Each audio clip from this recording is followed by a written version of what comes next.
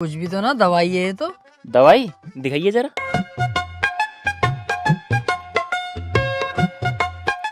ये दवाई है तेरी, क्यों लाया इसे यहाँ? मैं सोच रहा था यार गांव जा रहे हैं, कभी वो मेडिकल हो या ना हो पता ना, मौका लग गया काम पेटने का तो दिक्कत ना आती, इसलिए ले आया। साले मैयत में आया या करने आया? चल।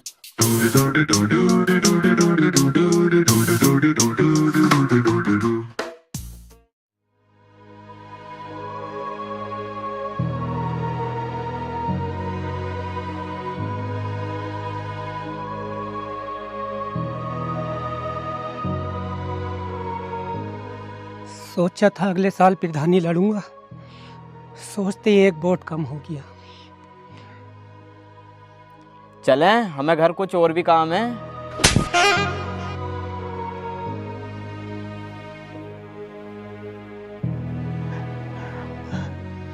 पापा,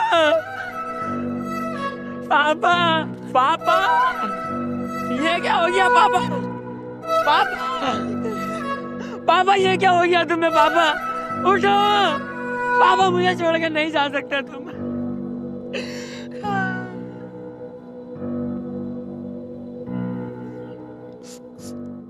पापा हमें छोड़ के चले गए। तेरी भी माँ चौध रखी है क्या इन्होंने? नहीं तो पापा क्यों कह रही है? चच्चा कह दे, ताऊ कह दे, कुछ भी कह दे, पापा कहना जरूरी है?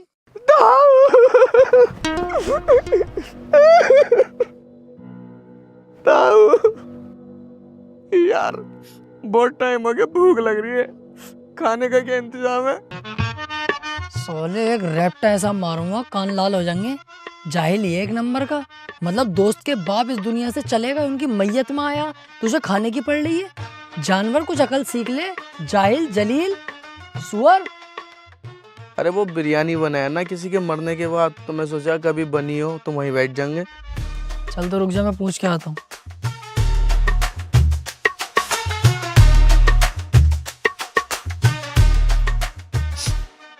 अच्छे खासे थे यार, अचानक से ही मौत हो गई है। अभी तो इतनी उम्र भी नहीं थी यार, बच्चे ही तो थे। बहुत बढ़िया आदमी थे यार, है ना भाई साहब? भाई साहब खाने में क्या बनवाया? ऐ साले कीटाणु मुंह में लंड दे लगा के बोले ना यारिया। लो खाने को पूछ रहे, बता दो क्या बना खाने में? ना खाने को भाई साहब सही से बताओ यार, तुमने सुना ना ढंग से क्या कह रही हूँ? मैं कह रही हूँ बॉडी इतनी देर रोकनी सही नहीं है, लेके चलो इन्हें अब। हाँ भाई हाँ, लेके चलो चलो भाई, चलो चलो सही करके चलो।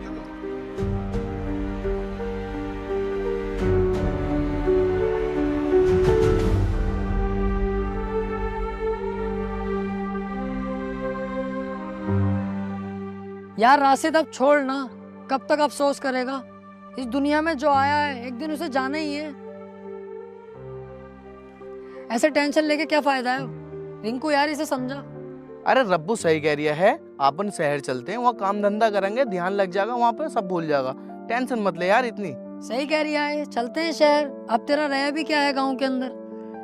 यार इस गांव में मेरा सिर्फ बाप ही था, अब तो वो भी नहीं रहा, मैं तो अकेला पड़ गया ना। देख रही है यार इसकी बातें, अकेला कहाँ से, हम तो तेरे साथ है ना। बे पागल, हम तेरे भाई तो हैं, कैसी बातें कर। हेलो गाइस, आपका स्वागत है हमारी एक और नई ब्लॉग में। आज हम आपको दिखाएंगे कि किस तरह से हम एग्ज़ाम देने गए थे, तो हमारे साथ क्या क्या हुआ था रास्ते में। तो गाइस बने रहिए हमारे इस नए से ब्लॉग में और देखिए कि किस तरह से हम एग्ज़ाम के लिए जा रहे हैं, क्योंकि हमारा कल यूपीएससी पेट का एक एग्ज़ाम था जो कि हमारे से 274 किलोमीटर दूर मतलब सेंटर डाला था, तो हम जा रहे थे। तो पता चला कि जो ट्रेन से हमने जाना था वो ट्रेन ही मतलब लेट हो गई थी, आ ही नहीं रही थी। तो हमने सोचा यार एग्ज़ाम नहीं छूट जाए, इसलिए हमें मतलब जिस प्लेटफॉर्म पे हम थे वहाँ पे मतलब जंगल ही जंगल था, कुछ नहीं था। तो फिर हम वहाँ से एक रोडवेज के लिए मतलब अपने से 60 किलोमीटर दूर एक और कस्बा है जहाँ से हमें रोडवेज वगैरह मिलती हैं, तो उसके लिए हम वहाँ निकल गए थे। देख सकते हो आप कितने जंगलों के रास्ते होते हुए हम पैदल पैदल वहाँ तक पहुँच रहे थे। ये हमारे साथ में बहुत सारे लोग थे, सभी एग्ज़ाम वाले ही थे और सबका सेंटर किसी का गाज़ियाबाद था तो किसी का कहीं बहुत बहुत दूर एग्ज़ाम सेंटर डाला था। तो हम सब एग्ज़ाम देने के लिए जा रहे हैं। देखिए हमारे इकराम भाई कितनी आगे और कितनी स्पीड से जा रहे हैं कि एग्ज़ाम नहीं छूट जाए, क्योंकि फ़र्स्ट मीटिंग में जो एग्ज़ाम था वो हमारा ही था, इसलिए हमारे पास ज़्यादा समय नहीं था अपने सेंटर पर पहुंचने के लिए। तो इसलिए हम रात में मतलब जंगलों के रास्ते निकलते हुए अपने रेलवे स्टेशन तक पहुंच चुके हैं, चंदूसी वाले हुए।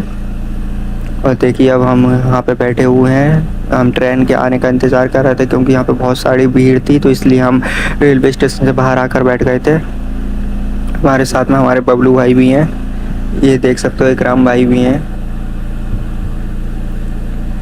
और हम ट्रेन का इंतज़ार कर रहे थे। हमारे इकराम भाई तो खाना भी खा के नहीं आए थे घर से, तो इन्हें बहुत सारी भूख लग रही थी। है देखिए बबलू भाई हमारे कितने मुस्कुरा रहे हैं क्योंकि इन्हें डर लग रहा है रात का। ये देखिए चंदूसी का रेलवे स्टेशन कितना अच्छा लग रहा है बाहर से। यहाँ पे देख सकते हो ये ज़्यादातर सब बच्चे यूपीएससी पैड वाले ही हैं, ये सब एग्ज़ाम के लिए बैठे हुए हैं यहाँ पे, क्योंकि इन सबका सेंटर जो बहुत दूर डाला गया है, तो सब ये ट्रेन का इंतज़ार कर रहे थे। और देखो हम ट्रेन में बैठ जाते हैं तो हम जो लगेज वाला जो कोच होता है हम उसके अंदर बैठ जाते हैं, बस हमें सीट वगैरह नहीं मिलती हैं बैठने के लिए, तो वहीं हम ऐसे ही नीचे ही लेट जाते हैं। देखो ये सब लोग लेटे हुए हैं और हमारे बबलू भाई देखो कितने आराम से लेटे हुए हैं नीचे डिब्बे में। तो हम इतनी मुसीबत के साथ मतलब अपने सेंटर तक पहुँचे हुए थे। तो ये देखो हम भी यहीं लेट हुए हैं सब के सब। और ये फिर हमें रास्ते में एक सुरंग मिलती है जिसके ज़रिए हमें एक प्लेटफॉर्म से दूसरे प्लेटफॉर्म तक पहुंचना था।